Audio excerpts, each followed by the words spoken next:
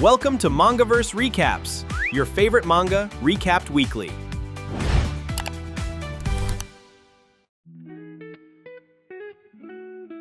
Every school, our narrator muses, has a couple of familiar types. The girl who lights up a room just by smiling, and the loner who never quite fits in. This is the story of how those two worlds quietly collided. Chapter 1 opens on the secret that a certain boy and girl would come to share. The small, unassuming beginning of everything between them. Our hero doesn't care for spring. New school year, new class, and worst of all, the dreaded round of self-introductions he'd give anything to skip. Meet Maehara Maki, a transfer student new to the area, who lists games as his hobby and not a whole lot else. Small talk is clearly not his sport. Pressed on how he spends his weekends, he mumbles about gaming, movies, cola, and Friday night pizza, while his parents work late. The teacher gamely tries to keep the interview alive. He confesses a soft spot for schlocky B-movies, shark flicks, the nichest of the niche, and just like that, his classroom role as the odd movie loner is sealed. Then comes his polar opposite, Amami Yuu, bright and radiant, charming the whole room with her introduction before nudging her friend to go next. That friend is Asanagi Umi, quiet, bespectacled, from the same middle school as Amami. She likes the outdoors, asks everyone to be kind to Yuu, and the two instantly become the center of the class. 6 months on, the boys have settled on a pecking order. Amami is the cutest girl in class, Asanagi the second cutest. Maki watches it all from the fringes, friendless and unnoticed. Then he overhears something that snags him. Asanagi mentioning a movie she's dying to see. Turns out the outdoorsy girl secretly loves films too. She plans to watch it alone. Amami promises to make their canceled hangout up to her next week. A small, ordinary friendship playing out just out of Maki's reach. Maki sets off on his usual solo route, pizza place, then the rental shop where he's a well-worn regular. He tells himself he doesn't mind spending his afternoons alone. But he can't help picturing how much better it'd be with a friend. Someone to talk nonsense with, share a movie, even just walk home beside. And he finds himself wondering which film Asanagi will pick. What really gnaws at him is how casually the boys look down on Asanagi, ranking her second like it's simple fact, even though she's done nothing to deserve it. It quietly turns his stomach. Lost in thought, he bumps into someone and mumbles an apology, only to be scolded that it's pretty cold of him not to notice a person who's been sitting right beside him this whole time. The voice belongs to Asanagi herself, the girl who's been seated right beside him all along. For the very first time, she strikes up a conversation, asking if he likes movies, and Maki's heart starts to pound. They tumble straight into gushing over a gloriously awful B-movie, a shark flick so absurd it loops back around to brilliant. Both of them light up like they've stumbled onto a rare kindred species. One obscure schlock title leads to another, and it clicks that they share the exact same weird taste. Then she realizes he'd overheard her telling Yuu about a movie she planned to watch alone. He stammers an apology for eavesdropping. She waves it off. They were loud. No harm done. But that whole conversation with Yuu, she admits, was half a lie. Her real aim was something else entirely, and that aim was him. She says it flat out. She wanted to talk with him. Maki can only stare, knocked completely off balance. It took real nerve, she confesses, then hands him a second introduction card. The honest one. On it. Movies, games, reading, every indoor hobby going, B-movies, an unashamed love of fizzy cola, and a note that she's searching for a kindred spirit. The cool, admired Asanagi is secretly a total indoor nerd, and unlike the polished version she shows the class, this card hides absolutely nothing, just like him. Then, she asks the question that changes everything. Will you be my friend? He agrees, sealing the start of an unlikely bond in the quietest way imaginable. Chapter 2, Secret Friends, picks up the thread of what this new friendship is actually going to look like. At home, Maki's morning is pure comedy. His mom oversleeps and blames him for not waking her. Never mind that she's the one who told him not to bother. He just shrugs and pours himself a coffee.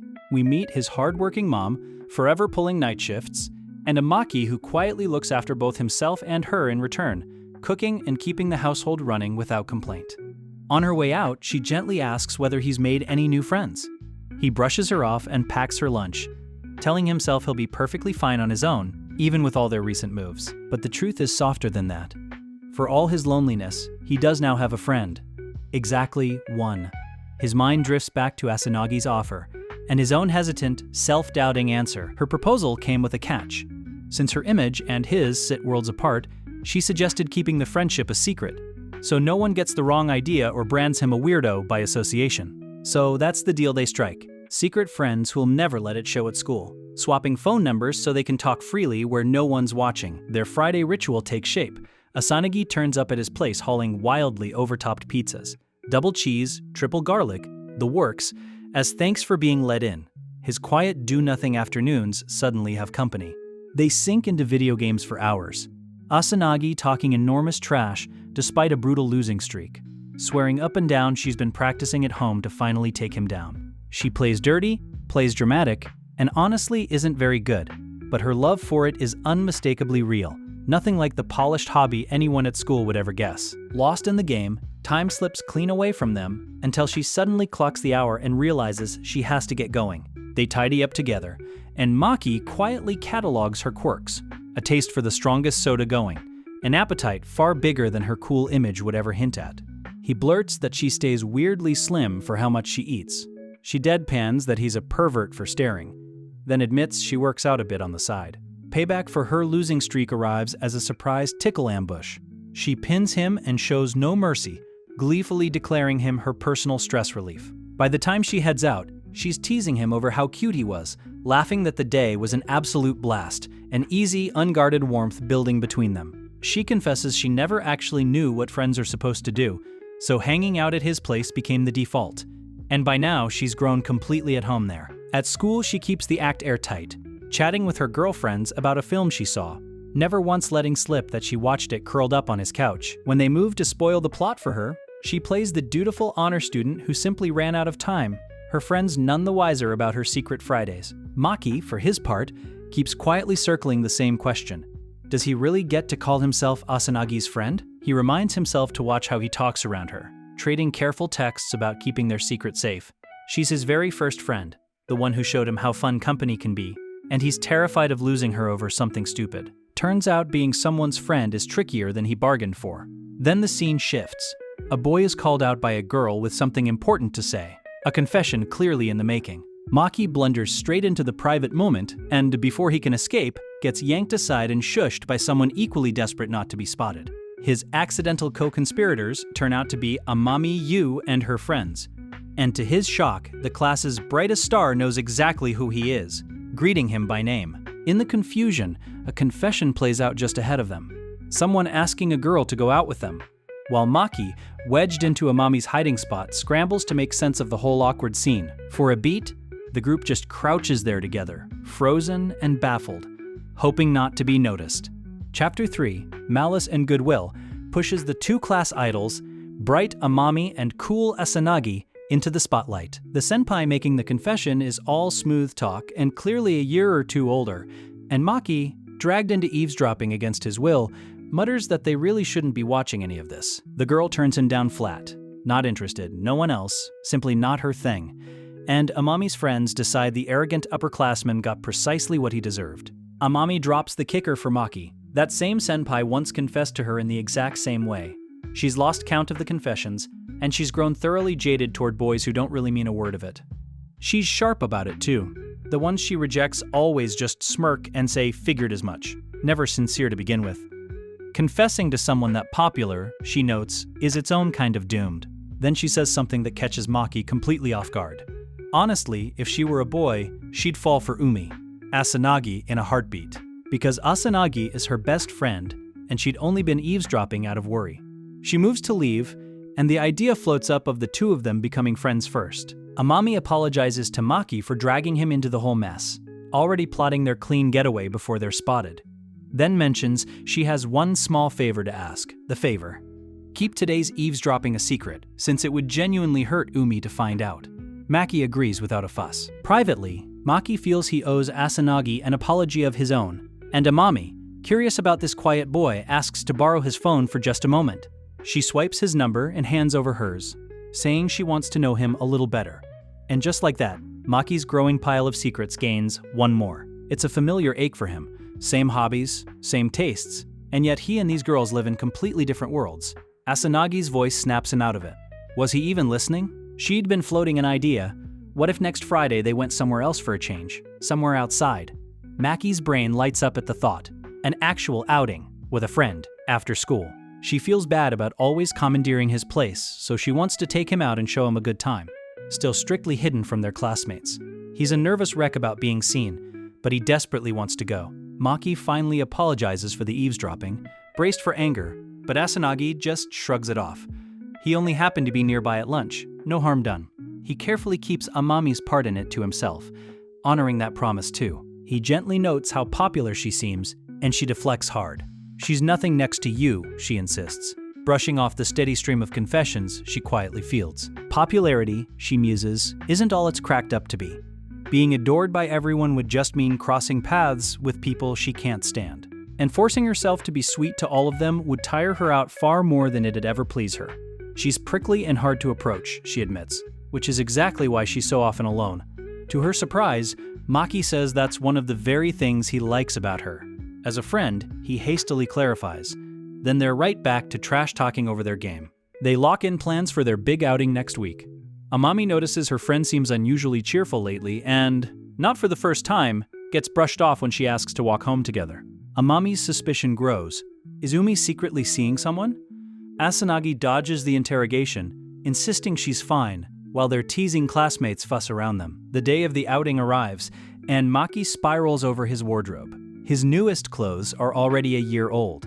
He's half sure agreeing to meet here was a mistake, but there's no turning back now. They rendezvous, Asanagi tucked under a low cap in casual disguise, and Maki instantly panics. They're way too close to school. What if someone spots them? She teases that if they're caught, they'll simply admit they're friends, then adds she's only joking, leaving him to gulp nervously. She explains her look with a perfectly straight face. Throwing on a few casual accessories, a cap or some glasses, is just the fashion these days. Chapter 4. A gentle world finds the pair out in the wild together, drifting toward the arcades and game shops. She ribs him for turning up dressed head to toe in black, pure darkness itself, and suggests something more colorful next time. Neither actually has a plan. With Yuu, she just wanders aimlessly, so they'll do the same. She asks where he usually spawns, like he's some rare monster out of a game. He sheepishly admits his favorite haunt isn't exactly a place you take a girl, an anime and game shop, but she's dying to see it. Inside, Asanagi is wide-eyed and thrilled, her very first time anywhere like this. She also insists he drop the stiff honorific from her name. They're friends now, after all. When he freezes up, she presses further. She wants him to call her Umi, and she'll call him Maki right back. One nervous gulp later, the two quietly cross onto first-name terms. Inside the shop, they goof off like kids, Asanagi swearing playful revenge before drifting off to browse. She's timed it perfectly. New releases just dropped, and she teases him for gravitating straight to the action titles. She samples a free first chapter and is delighted to discover he's secretly into romantic comedies too. She'd braced for something far raunchier from him, but the sweet stuff genuinely wins her over. For Maki, those gentle stories are an escape from everyday stress. Worlds where everyone's kind, the kind of world he quietly wishes were real. Asanagi cuts in to ask if he's getting hungry. They hit a burger joint, where Maki panics at the sight of uniformed classmates. Asanagi, happily munching away, waves it off. Worst case, they just play strangers. That's the entire point of the disguises. They sketch out the rest of the day. Game center, maybe a photo booth, and she brings up another gloriously dumb movie, Angel Sharks, which he's somehow never seen. It's about winged, genetically engineered sharks that hunt people, streaming free for a limited window and, in her words, perfectly surreal. They agree to watch it together next week, which prompts Maki to ask if she's truly okay spending every week with him. She tells him he worries far too much. They already see each other daily as it is, and he's the only one who shares her hobbies. She'd fallen for games and B-movies raiding her big brother's collection. But no one else ever cared for any of it, which is precisely why she'd always ached for a friend like him, and why she screwed up the courage to approach him at all. Just then, nearby classmates start to murmur. Word travels fast. Isn't that the first year who flatly turned down that senpai? With upperclassmen possibly onto them, it might be time to roll out their "That's Not Who You Think" cover story. And who, they wonder aloud, is that boy beside her? The gossip curdles into nasty speculation. Maybe she's secretly dating. Maybe her standards are sky high. To throw them off and fluster Maki in one move, Asanagi slides into a doting act, cooing darling and offering to feed him. Maki malfunctions instantly. She innocently claims it's just how they act at home, then doubles down and demands he feed her right back. Pure, weaponized teasing. And it works like a charm. The onlookers decide there's no way that's Asanagi, since everyone knows she isn't seeing anyone. The couple act makes the perfect smokescreen. As the gossips wander off with their wildly wrong intel, Asanagi's grin fades. She couldn't stomach hearing them mock Maki when they know nothing about him. He just shrugs that he's used to it. It's enough, he tells her, that she knows the real him. A quiet, genuine reassurance. She vows to stop ambushing him with that act, then immediately admits she can't. Next stop, the arcade and its metal games. Asanagi scoops up a cupful and lights up like a gambler on a hot streak, much to Maki's amusement. She hurls herself into a metal horse racing machine, betting nonstop and screaming her horse down the home stretch, dead certain she's about to get rich. The metal gamble pays off spectacularly. They've tripled their stash, and a triumphant Asanagi declares this is only the beginning of their road to riches. Watching her, Maki reflects on the gulf between images. To the class, Amami is the cutest, and Asanagi a cool, composed, distant second, a natural leader. But he alone has glimpsed how different she truly is underneath. And here she is, howling with joy at a jackpot screen. Nothing like her polished school self. He's simply quietly glad he became her friend. She's so far gone she doesn't even notice the pencil still tucked behind her ear. The very picture of a hopeless gaming goblin off the clock. Spare change in hand, they drift over to the batting cages, where Asanagi, after sheepishly apologizing for guzzling nearly all his drink, steps up and takes a mighty swing. She crushes fast pitches like it's nothing, casually noting you earn a free round for a home run, while a nervous, unathletic Maki quietly dreads his turn at the plate. He flails at first, half joking about dialing the speed down, as Asanagi cheers him on. Stop swinging for the fences. She coaches, just focus and make contact, and he finally connects, sending one flying to their shared delight. Not bad for a guy in no clubs, she says. She keeps up because she's been roughhousing with the boundlessly energetic Yuu since they were little. They trade notes on Yuu's frankly alarming talent at everything except studying, and Maki quietly marvels that this, easy afternoons beside a friend, must simply be what normal feels like. The tokens run dry before he can land a solid hit, but Asanagi waves it off with the phrase that keeps recurring between them. There's always next time. Worn out and laughing that they'll lose weight at this rate, they decide to call it a day, and Asanagi slips off to the restroom for a minute. Alone on a bench, Maki thinks back on how thoroughly he braced to spend all 3 high school years by himself. Today he realizes he's genuinely glad he came. Then a voice calls his name. It's Amami and her friends who've stumbled onto him at the very same arcade. Maki goes rigid. This is a catastrophe in the making if Asanagi walks back out right now. Oblivious in the restroom, Asanagi fusses over her things, until her phone suddenly starts to ring. Amami cheerfully corners him, marveling at the coincidence and wondering aloud whether he's waiting on a friend. Sweating bullets, Maki frantically tries to ring Asanagi a warning. Amami's simply glad he's found a close friend now. She'd honestly been worried, watching him sit by himself in class, day after day. She warmly offers to be there whenever he feels lonely. Lunchtime chats included. He's edging toward the exit when her friends suddenly call out and stop him. They invite him to tag along with their group, the more the merrier, though one of them gently wonders whether they're being pushy and bothering him. Amami insists it's more fun with everyone together, her friends chiming in that of course they'd love to have him. And all the while, Maki's phone is quietly dialing Asanagi. Put on the spot to join the whole gang, Maki steadies himself and declines. He's sorry, but he can't. He's already got plans. He's careful to say Amami isn't wrong in the slightest. Hanging out as a big group is perfectly normal, probably even fun. But it's just not for him. He tires of it, frets that he'll drag the mood down, and knows he never slots neatly into that kind of harmony, even as he understands why it matters. More than that, he suspects Asanagi wanted an escape from all that pressure too. Today is for the two of them alone, just the two, far from the crowd. That's simply how they both are, he says, then apologizes, and slips away before Amami can call him back. He reunites with Asanagi, who'd trusted him with her wallet and keys. She notes he clearly ditched the group invitation for her sake. He fumbles for the right way to thank her and comes up empty. On the walk home, she shares a surprise. She used to be a genuine standout, student council president, a natural leader people leaned on, admired by everyone. But the bigger the crowd, the heavier the silent expectation that she always be on top, and being shoved into that role steadily wore her down. On the train, she waves off his offer of a seat. Then her phone lights up. Yuu, racked with guilt, is texting her best friend for advice, convinced she pushed Maki too hard and ruined everything, never once imagining that friend is sitting right beside him. Asanagi relays that Yuu isn't angry, only worried he's lonely, and knows he meant no offense. Still, Maki quietly admits the whole group encounter left him drained, like the time had been wasted. It's part of why relationships are so hard, they agree. Being cheered up when you're already low can somehow sting. Yuu's a genuinely good girl, Asanagi says.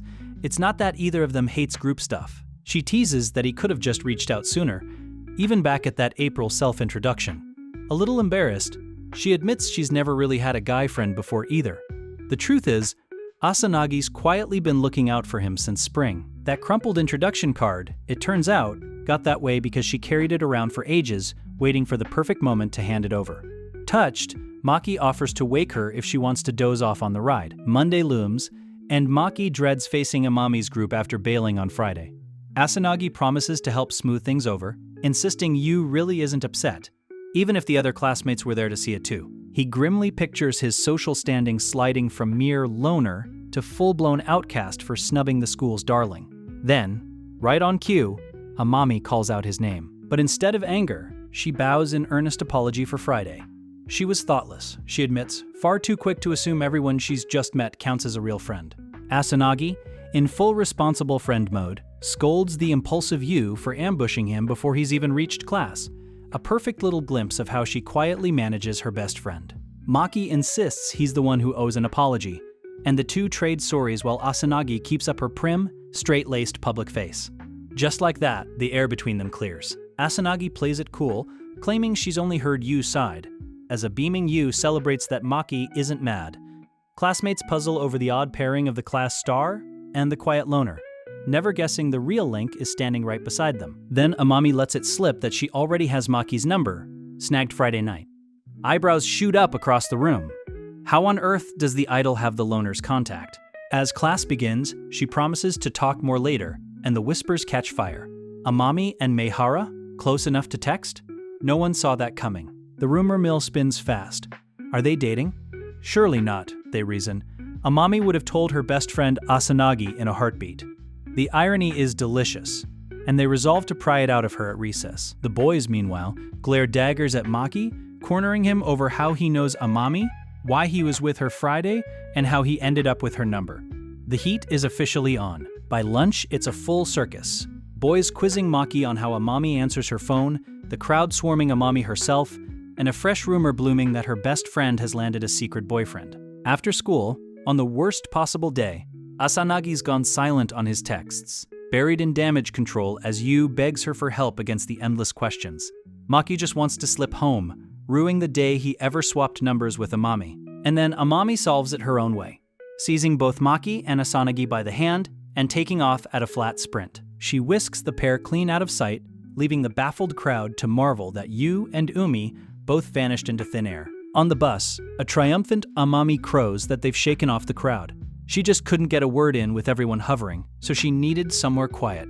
Asanagi keeps her prim mask up, and Maki wonders why he's even along for this. Nobody actually knows where the bus is headed. Amami simply jumped on the nearest one, until they realize it's rolling straight toward Maki's neighborhood. So they wind up at his place, and Maki quietly panics. Since his friendship with Asanagi is a secret from Amami, Asanagi now has to pretend she's never once set foot in his house. He plays host with coffee and cookies, while Asanagi, trapped in honor student mode, has to forego the cola and chips that are basically their whole ritual, behaving primly to keep the act airtight. The girls coo over how domestic and handy Maki is, and Amami finally gets to the point. Exactly how and why did he end up with her number? Before she can dig in, Asanagi slips in a question of her own, and Maki gulps. His head spins with tangled secrets. Amami handed him her number to hush the fact she'd been watching Asanagi, but that spying has to stay hidden from Asanagi herself. As wild dating theories fly around the room, Amami decides to just come clean. She confesses to Asanagi that she and Nina had secretly watched her shoot down that senpai, and Maki merely happened to be nearby, the whole reason he and Amami ever crossed paths. Asanagi clocks that Amami basically strong-armed him into silence. Asanagi asks why they were spying at all. She'd have told them anything if they'd simply asked. Amami explains they only wanted to be ready to leap in and protect her in case the senpai tried something. A little mock punishment later, Asanagi forgives her. She was never truly angry, and she understands Amami acted out of worry. Amami tackles her in a loving hug, dragging a mortified Maki into it too.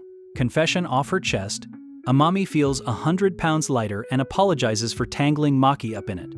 Keeping secrets, she sighs, just smothers you from the inside. A truth that lands a little too close for the pair still guarding a far bigger one. Maki, guilt gnawing at him, reflects that he's the one who asked Asanagi to keep their friendship hidden, meaning she quietly weathers the strange looks that come with being near him. A weight that might sit heavier on her than she ever lets on. He calls it his own selfishness. Amami, for her part, praises how much he clearly cares. She was forced to keep a secret from her best friend, and yet, she notes, Maki looks out for his friend in just the same way. She flashes back to the arcade. He'd turned down her very public group invitation to protect his friend's time, and she thanks him for it, knowing how hard that must have been to pull off in front of everyone. Maki brushes it off as nothing special, just for his own sake. But in truth, those afternoons with his friend mean the world to him. Getting to go somewhere and simply goof around is so rare for him that he was purely, quietly happy. Watching him, Amami smiles knowingly. He really does treasure this friend of his. Maki flusters over admitting just how precious that friend is. And Amami finally circles back toward whatever she came to discuss, right before spotting Asanagi gone beet red and gleefully squishing her cheeks, cooing that she's adorable as a hamster. Then Amami makes it official, asking Maki point blank, with Asanagi right there beside him, to be her friend too. Getting a new friend is a good thing, he tells himself, right? Now she greets him as Maki-kun, out in the open, beaming that it's a wonderful day. Classmates blink in bewilderment. The class idol chummy with the loner? What on earth is happening? He'd only said yes because he couldn't scrape together a reason to refuse, but now her public doting makes him stick out painfully. As she invites him to lunch, wary classmates murmur, and Maki quietly wilts under the spotlight. Overwhelmed, he clams up so badly he can't even field a simple question. Sure, he's spiraling into a bigger loner than ever. Asanagi texts a sheepish apology for their princess, and he trudges off in search of refuge. He leads them to a hidden little nook on the school grounds, a forgotten spot he sniffed out himself. Hunting down cozy places, he admits, is a quiet hobby of his. Amami's delighted, and the trio settles in together. The girls quiz him on his homemade bento and uncover the full extent of his domestic powers. Batch-cooked vegetables, the lot, even desserts. Amami half jokes that Maki might just outgirl power the two of them combined. He downplays it. Lately, he's merely been attempting banana souffle pancakes. Nothing fancy, you just follow the recipe. Amami's dazzled and faintly competitive, while Asanagi quietly notes she'd been trying her own hand at sweets too. All this baking talk leaves him hungry enough to plan a cake on the spot, genuinely puzzled that most people would just grab something at a convenience store. Amami declares him adorably weird, and promptly requests he make her pancakes sometime. Remembering he's got bananas at home, she cheerfully invites herself over that very day for pancakes, checking that Umi can come along too. A little dazed, Maki agrees. Amami bounds off to grab some tea, thrilled, while Asanagi hangs back to quietly make sure he's truly okay with the two of them descending on his place. The pair muse over Yuu. Such a good girl, bright and boundlessly energetic. The best word for her, Asanagi decides, is something like a puppy. Maki can't help but agree. Asanagi gently checks whether Amami's public attention has landed him in any trouble. Yuu, after all, never spares a thought for how the people around her react. Maki assures her no one bullies him directly. He's always been an outlier anyway. Still, she tells him to let her know the instant anything happens, hoping, of course, that nothing ever will. He mentions, matter-of-factly, that Amami being the cutest girl in class is simply common knowledge. Even an outlier like him has heard that much, which loops him back to the familiar ranking. Amami, the number 1 cutest, and Asanagi, the number 2. It's only boys goofing around, she tells him.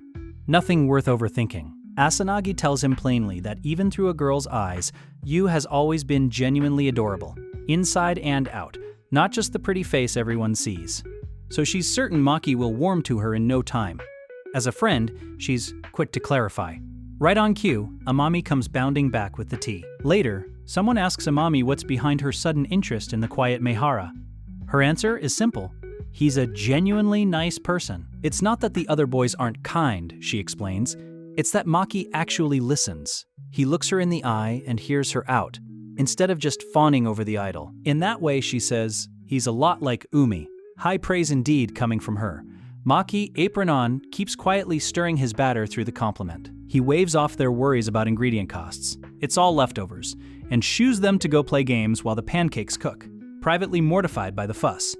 Amami lights up at his nostalgic old console. They fire up a game the trio once played, Amami and Umi reminiscing over the series, while Maki plates the finished pancake with a satisfying thud. Asanagi flubs the very game she supposedly just learned, the one Maki secretly taught her, and when Amami asks since when she's a gamer, she smoothly covers with, "My brother's games." The pancakes are a smash.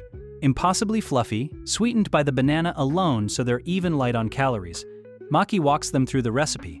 Asanagi sighs that she still can't pull it off even with instructions in hand. Reminiscing, they dredge up the time Asanagi's Valentine's cookies came out like charcoal, a gift exchange from their all-girls school days.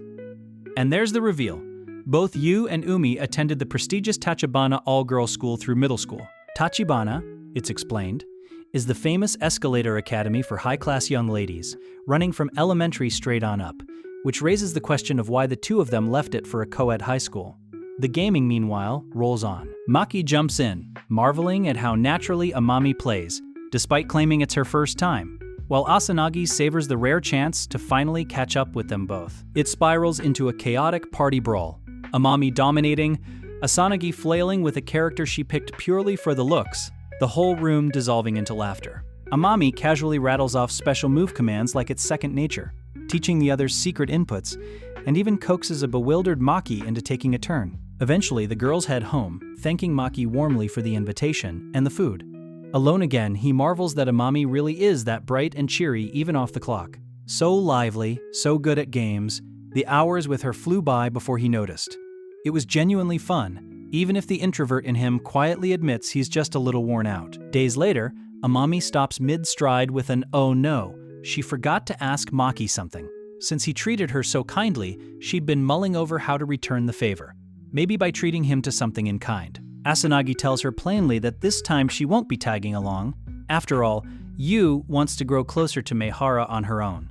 She should go for it without her. So Amami works up the nerve and calls him herself, a little nervous on the line, to ask if he happens to be free that coming Friday. But he already has something on that day. Every Friday seems mysteriously hard for him to free up.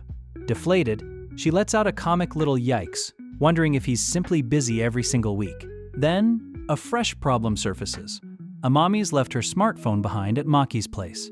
Asanagi, keeping her voice casual, offers to be the one to swing by and retrieve it. So Asanagi arrives at his apartment, and Maki calls out that he's coming as he heads for the door, a little thrown by the surprise visit. He opens up flustered, and she explains she's here to collect Yuu's forgotten phone, then gently asks if he's the one who forgot something himself. Up close, she's suddenly teary-eyed, and without quite thinking, Maki reaches out and softly brushes the corner of her eye, an unguarded, tender little moment between the two secret friends. Asanagi freezes, cheeks flushing pink, caught completely off guard by the closeness.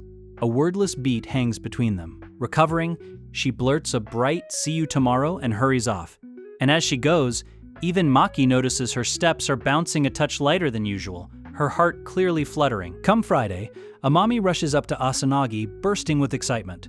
She's gotten her hands on the final volume of a manga they've both been following, snagged early at a bookstore across town, days ahead of the official release. Asanagi can't wait to read it, so they decide to pore over it together then and there, heads bending in close over the pages. Close enough that both girls go a little bashful. An hour later, they surface from the story, hearts full. A warm, happy ending well-earned. They agree they'll need a moment to calm down before they can even begin dissecting it. Hooked all over again, Asanagi asks to borrow the earlier volumes so she can reread the whole series from the very first book, savoring it start to finish. Another hour slips by. Amami announces she's off to grab some coffee, only to turn and find Asanagi has quietly dozed off on the bed, worn out and clutching the book. In a separate visit, Asanagi has drifted off far too comfortably at Maki's place.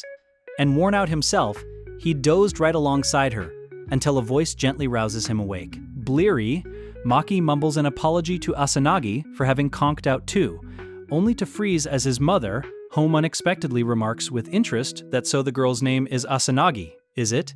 His stomach drops. Mom crosses her arms and playfully demands a good explanation for the sleeping girl in her son's room. The pair bow and stammer apologies, insisting they'd only been reading manga. and both nodded off. She'd managed to leave work early and catch the last train home. With the hour so late and Umi's own mother having given the okay, Mom insists the girl simply stay the night rather than trouble herself heading back. She tells Maki to be sure to apologize to Umi's mother tomorrow and to walk her home in the morning. Sleeping arrangements get sorted. Umi offers to take the sofa, but Maki won't hear of it and gives up his bed, planning to crash on the floor himself. Mom lends her some pajamas and grants their guest the first turn in the bath. Umi thanks them warmly and heads off to bathe. At which point, Mom drops a hand on Maki's head with an ominous, teasing calm, clearly ready to interrogate her son. She's noticed his room has been suspiciously tidy whenever she gets home on Fridays, and now she knows why. She trusts him, she says, but Umi is a girl and he needs to be more careful, while Maki privately notes Asanagi's been dropping by for about 2 months, and that she's genuinely just a friend. Then Mom needles him about the sleeping girl's cheek. No touching while she's out cold, you know. Maki sputters that he'd never, mortified that his one tender slip is somehow written all over his face. She's always been able to read him like a book. She laughs, guessing he figured a cheek would be harmless enough. He denies it hotly, just as Asanagi emerges from the bath, asking where the towels are, catching the tail end, and, to his horror, cheerfully agreeing it isn't so obvious after all. Utterly flustered, Maki sets about laying out a fresh futon for himself, grateful it's newly aired. Mom, meanwhile, muses on the Asanagi everyone else sees, the upright, brilliant, admired model student. Then she reels off the version only her son knows. The girl who loves junk food, sulks when she loses at games, and makes funny little noises in her sleep. Overwhelmed by it all, Maki blurts that he's still not done getting the room ready. He frets.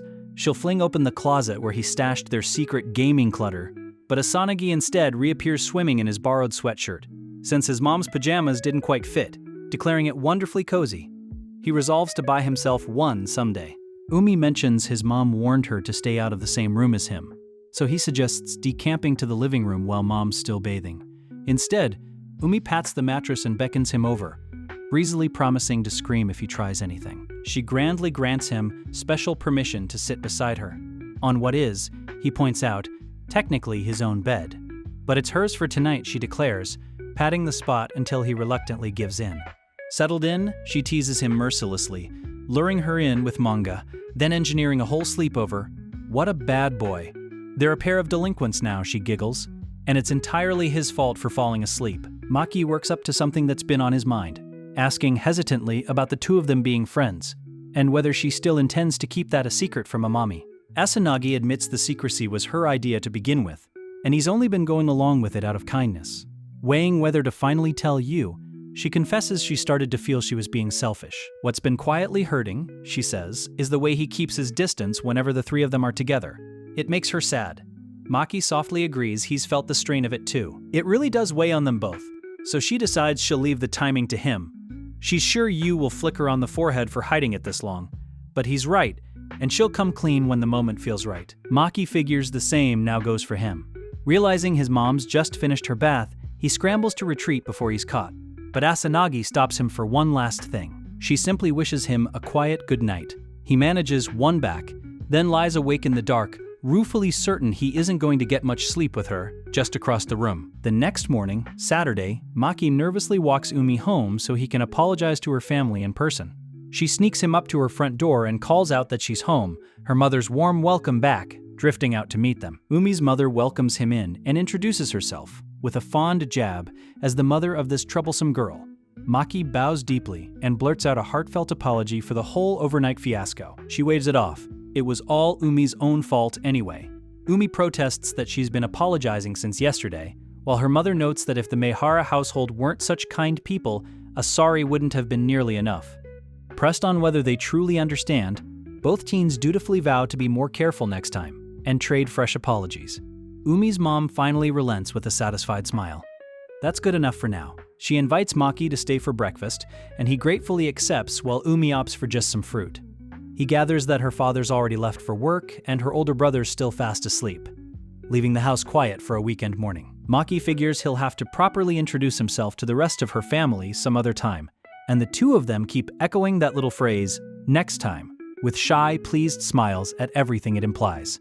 Her mom marvels that she'd assumed Umi was over at Yuu's place, never dreaming her daughter would bring a boy home.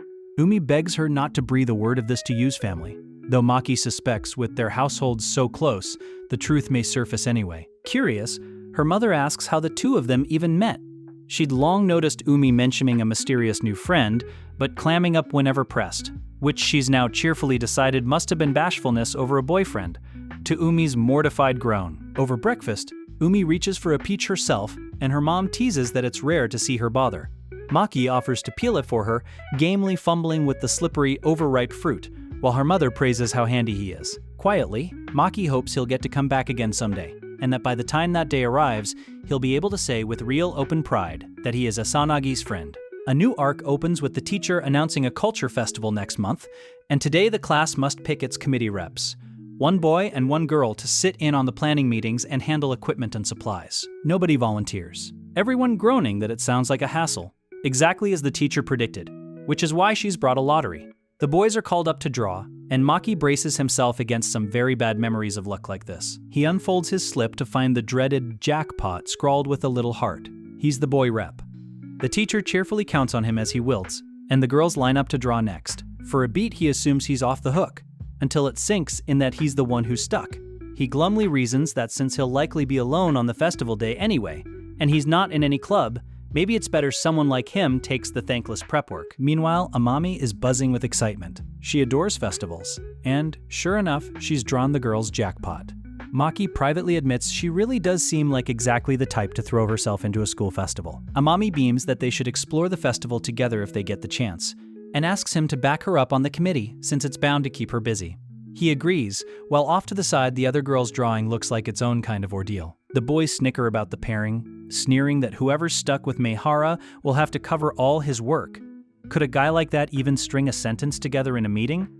They dissolve into mocking laughter. Asanagi, overhearing, bristles as the girls pile on, writing him off as a cocky nobody just because he supposedly has a crush on Yuu. She grits her teeth. Even if part of what they say isn't entirely wrong, their cruelty is. Maki, oblivious, quietly counts himself lucky it's not worse, sinking into his usual refrain that he barely exists in this class and is no use to anyone, while Amami senses the ugly mood curdling in the room. As the girls keep needling and nudge Yuu to draw next, a cold voice cuts across the classroom. Asanagi, stepping forward, done listening, fixing the gossiping clique. With a level stare, she asks them flatly whether they actually have some problem with Maehara. The whole room falls silent. She presses the question again, unflinching, as Maki watches from his seat, alarmed to see her breaking her careful honor student composure on his behalf. Asanagi calls them out for pinning things on him that he never did and doing nothing but talk trash. She's been watching a while. Amami gently tells her it's okay, then rises and calls out to the teacher that she'll take the committee role after all. Amami explains the only reason she held back was nerves, but the truth is, she wants to work alongside Maehara. The teacher happily accepts an eager volunteer and checks that Maki is fine with it. He fumbles for a response. Deadpan Maki announces he's hit the jackpot, startling a laugh out of Amami. In the good-natured scramble that follows, Asanagi quietly offers to take the girls' committee seat herself, and the others marvel that stepping up so smoothly is exactly like her. Amami gently reins the still fuming Asanagi in. She understands the anger, but her friend went further than she should have. Coming back to herself, Asanagi softens, and the two trade quiet, sheepish apologies. Amami explained she'd only pushed so hard because she wanted the whole class to enjoy the festival together. Asanagi then turns and bows to the room, sincerely sorry for her sudden outburst. Before composing herself and formally vowing to do her best on the committee, the class warming to her. The teacher waves everyone back to their seats, and it's settled. Maehara and Asanagi will be the class's festival committee pair. Off to the side, Asanagi pats a downcast Amami and reassures her that she did nothing wrong. Even the gossiping girls end up tearfully apologizing to one another, the bad blood dissolving. After school, Asanagi catches Maki, privately marveling at what an impressive person he is, and asks if he has time to stay and sort out committee business. Going over the schedule together, Maki tells her how amazing she was to face down the whole class. Flustered and modest, she waves it off. She's happy he's praising her, but truly all she did was land the role. The one who was really amazing, she insists, was Yuu. Maki can't stop turning it over. Knowing full well people might resent her for it, she got angry purely for a friend's sake, while she humbly frames her part as just covering Yuu's bases. To him, she seemed impossibly pure, like a heroine straight out of a drama. He knows he could never pull off a feat like that himself. They agree tomorrow's the student council meeting, so the day after they'll settle what their class will do. And as she heads off, Maki notices something quietly weighing on her. The next day, she tells him to take it easy, but he can tell she still seems a little down, guilt-gnawing that his situation turned homeroom into such a mess. Steeling himself, he privately resolves to give the committee work everything he's got. Meanwhile, Amami has hung back waiting for Asanagi despite telling her to head home first. Asanagi thanks her from the heart for that day. If Amami hadn't stopped her when she did, she's sure she'd have said something far worse. Touched, Amami realizes she waited just to say that. A playful bonk and some teasing later, the two agree on the important thing. However hopeless Maki may be with people, that's no excuse for the class to freeze him out. On that, Asanagi is certain. Amami insists she's the one who should be grateful, and the pair fall into easy, giggling complaints about how much of a pain school events can be. Closer than ever. Amami fondly tells Umi she was like a prince back in the day, and Asanagi laughs that it's been ages since anyone said that, her old star days feeling far away. They decide to grab ice cream on the walk home despite the chill. Come planning day, the class buzzes with ideas. Mini Castella stalls, a giant maze, a haunted house, the room bright and lively, a world away from the sour mood of 2 days prior, all of it credited to you. Classmates marvel that Amami holds no grudge. She's simply the type to shrug off anything unpleasant and move on, naturally rebuilding the festival spirit for everyone. Talk quickly spirals into cosplay, the girls loudly campaigning for a maid or costume cafe as Maki looks on, overwhelmed. But word comes down from the student council, since so many classes want food stalls, their room is assigned an exhibit instead, decorating a rooftop space with posters and stained glass. Maki had his heart a little set on running a shop, yet decorating, he decides, doesn't sound half bad. Egged on warmly by the girls to speak up, a nervous Maki finally raises his hand to float an idea of his own. And, to his own surprise, his suggestion ends up carrying the day. His idea takes shape, a huge pixel art mural built from empty cans, cheap to make, easy to divide up, and, perched on the rooftop, visible the moment visitors step through the school gate. They'll need to collect a mountain of cans, and Maki offers to gather some from his apartment building. The girls tease him. Not long ago, he looked like a lamb to the slaughter, and now here he is raring to go. He points out the school ranks its exhibits. So while they're at it, why not aim to win? Asanagi's pleasantly surprised at his ambition, even if the prize is only a handful of ballpoint pens. He explains his drive. Since the two of them covered for him, he refuses to let the class stumble on his account, so he intends to give it everything. Asanagi, who insists she's nothing so grand as ambitious, quietly admits she finds that rather admirable. Some classmates have grumbled that being stuck on decorations makes them feel like background characters, morale sagging. Maki counters earnestly that there are no background or main characters here. Everyone's simply doing their best. Asanagi tells him he really is amazing, and he deflects with a laugh. Is she only just now noticing? The quiet moment breaks as Amami and Nina come barreling in, calling brightly for Maki-kun and Umi. To his shock, the two have already started collecting, showing off a haul of cans begged from the school cafeteria, and even securing an empty classroom for storage. Maki can only marvel at how fast they work. Snapping a group photo by their budding exhibit, Maki privately feels he's hit the jackpot all over again.